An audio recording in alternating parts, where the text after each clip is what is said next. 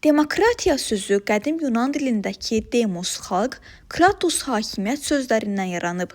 Hərfi mənası xalqın hakimiyyəti deməkdir.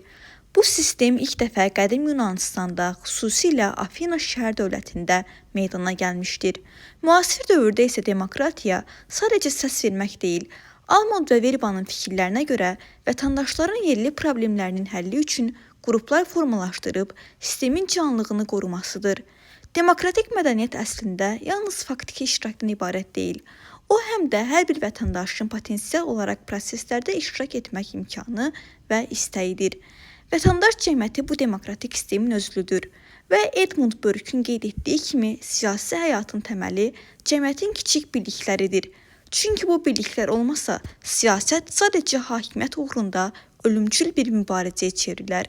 İnkişaf etmiş demokratik sistemlərdə siyasi mədəniyyət zamanla dəyişə bilir və bəzən seçicilərin fəallığı azaldıqda bu mədəniyyətdə tənəzzül meylləri yaranır.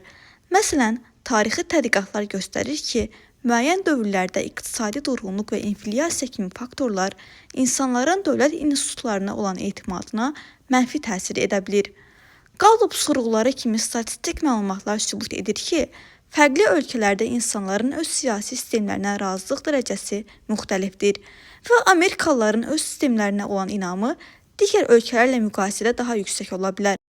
Belə bir sistemdə vətəndaş cəmiyyəti boşluğu doldurduqda idarəetmə daha sağlam təməllər üzərində qurulur, əks halda isə cəmiyyətdə xaos və qanunsuzluq meylləri baş qaldıra bilər.